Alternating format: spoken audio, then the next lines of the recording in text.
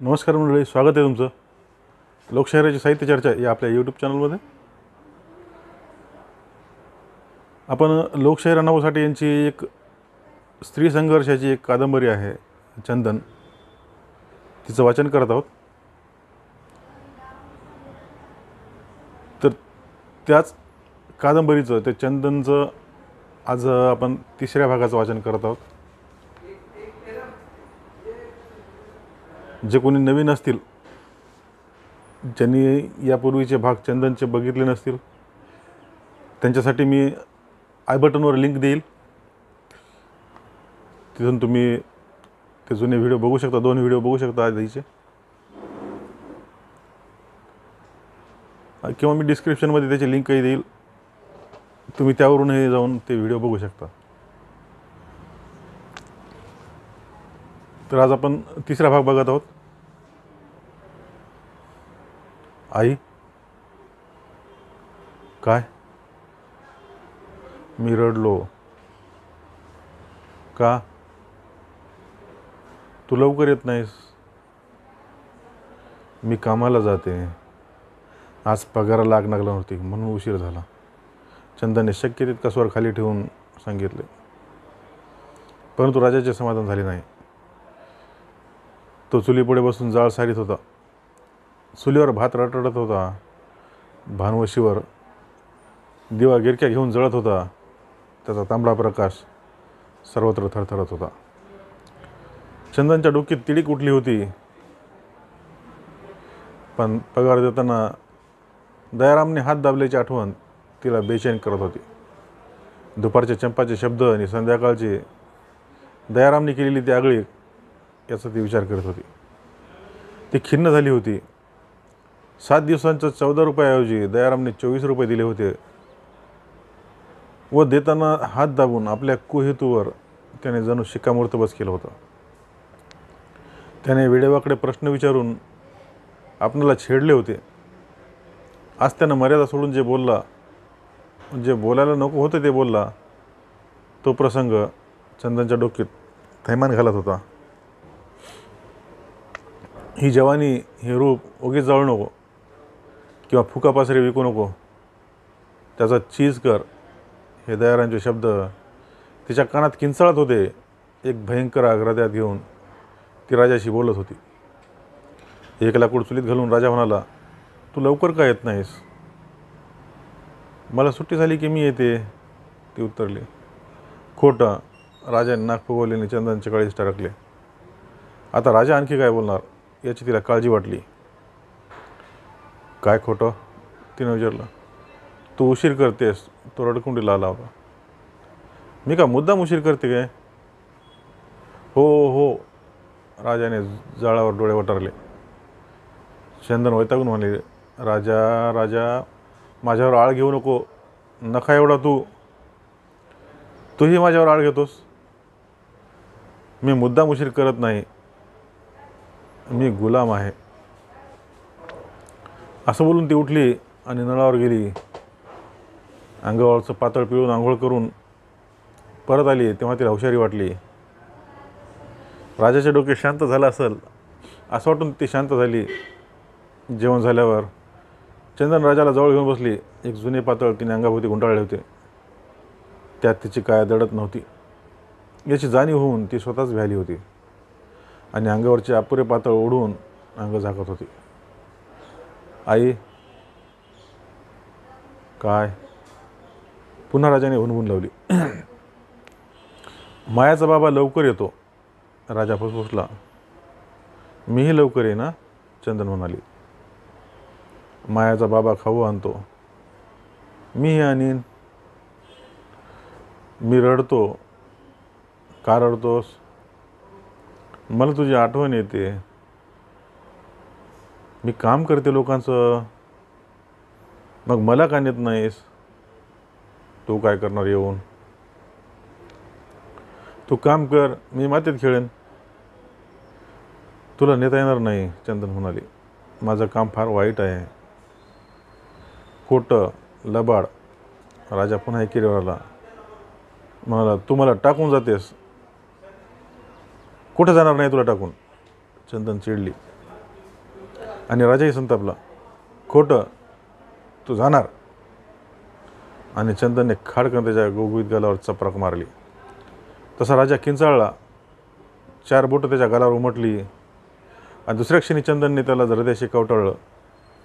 मायेची लाट गगनाला भिडली आणि आसूंची धार चंदनच्या गालावरून राजाच्या डोक्यावर वर शिवू लागली.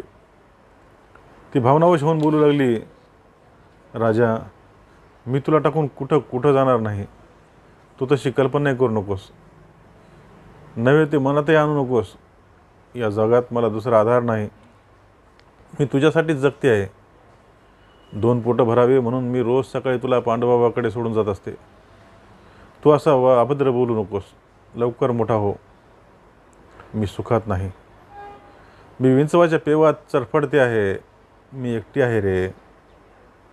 राजा रडत ऐकत होता. चंदन बोलत होती, त्याला थोपटीत होती, पण तिचा आत्मा पेटला होता. ओठ थरथरत होते आणि शब्द आकार घेत होते. मी तुझी आई आहे. मला टाकून कुठं जाऊ नको.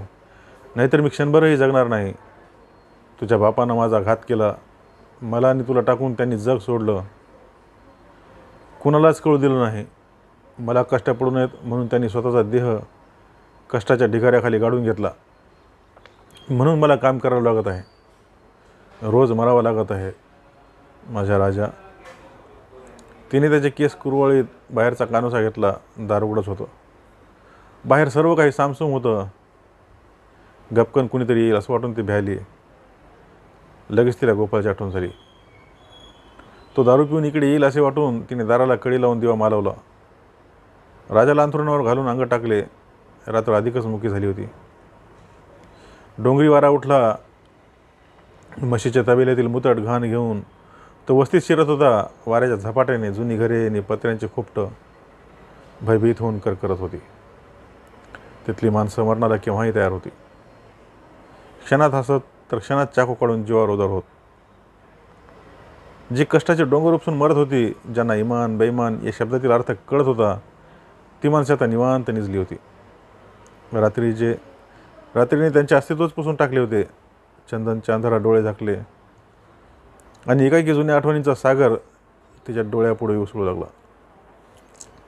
चंदन आईच्या कुशीत होती. तिने हे जग पाहण्यापूर्वीच तिचा जन्मदाता जग सोडून गेला होता. जन्मण्यापूर्वीच तिच्या डोक्यावरचे छत्र मोडून पडले होते. 2 वर्षे गेली. चंदन चिमुकली पावले टाकू लागली. तोच दुसरा आघात झाला. आईच्या मायेची सावली क्रूर काळाने पुसून टाकली. चंदन संपूर्ण उघडी पडली.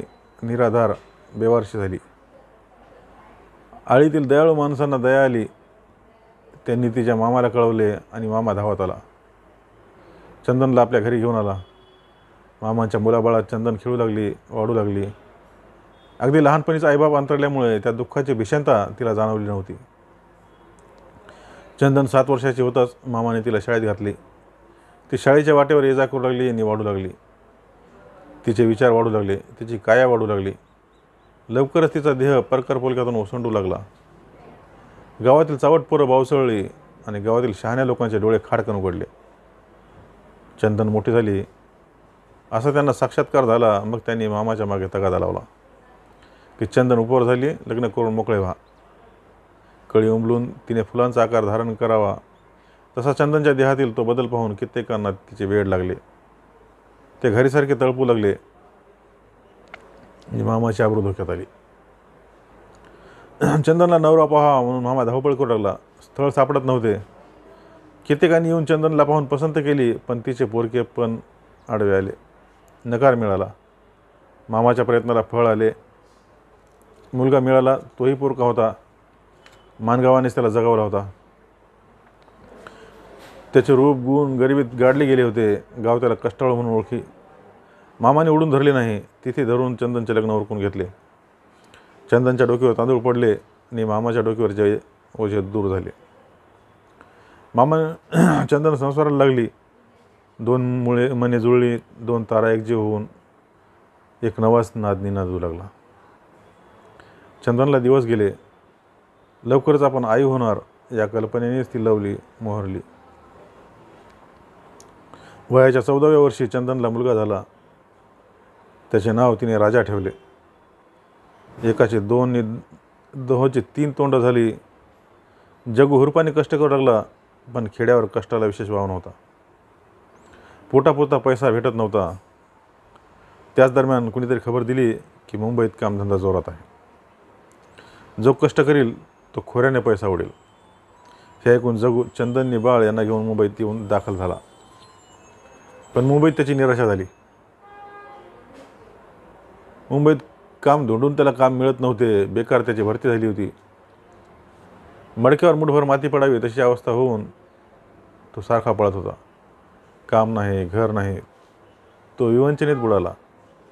मग फिरत फिरत जगू घाटकोपरला आला. तिथं डोंगर फोडण्याचं काम चालू होतं. 2 रुपये रोजाने जगूला काम मिळालं. चंदनने तिथे एका झाडाखाली संसार मांडला. जगू खाणीत काम करू लागला. लवकरच पांडुबाबाची गाठ पडली. त्या भाविक दयाळू माणसाने जगूला आपल्या शेजारी खोली मिळवून दिली. चंदनचा संसार स्थिर झाला. पांडुबाबा चंदनला आपली मुलगी म्हणू लागला. चंदन त्याला बाबा म्हणू लागली. जगूला आता 2.5 रुपये मिळत होते. शिवाय रोज संध्याकाळी तो बत्तीवाल्याचे काम करीत असे, त्याचे 2.5 रुपये. असे मिळून तो रोज 5 रुपये मिळत होता. दिवसभर सुरुंगाच्या विद्युत पहार चालवून पुन्हा संध्याकाळी सुरुंगांना बत्ती लावून मग तो घरी परत येत होता. त्याच्या हातापायांना उसंत नसे.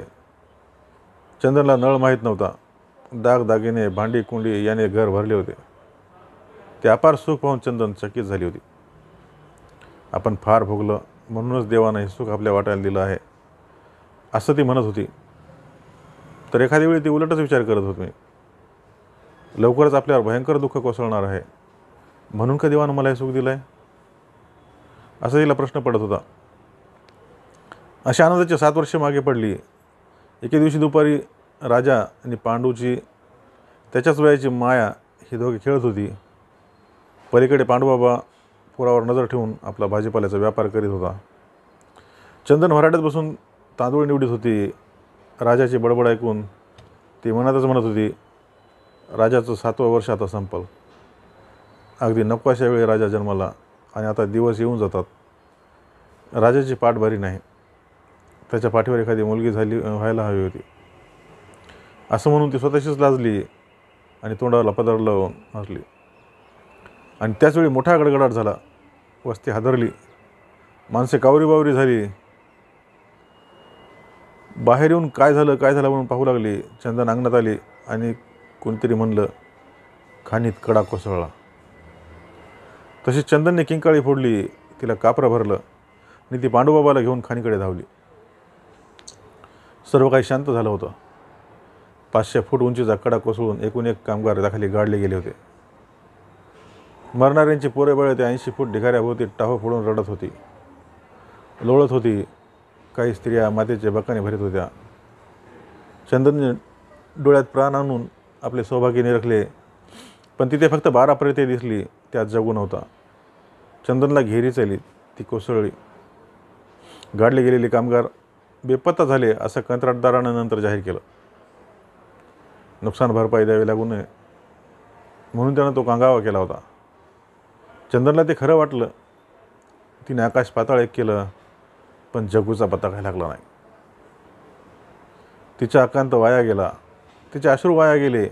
तिचे सौभाग्य त्या ढिगाऱ्याखाली गारत झाले. चंदन एकटी पडली. 6 महिन्यापर्यंत ती व्याकुळ होती, रडत होती. अश्रू भरल्या डोळ्यांनी म्हणत होती, माझ्या सुखासाठी स्वतःला गाडून घेणाऱ्याचं अखेरचं दर्शनही मला होऊ नये.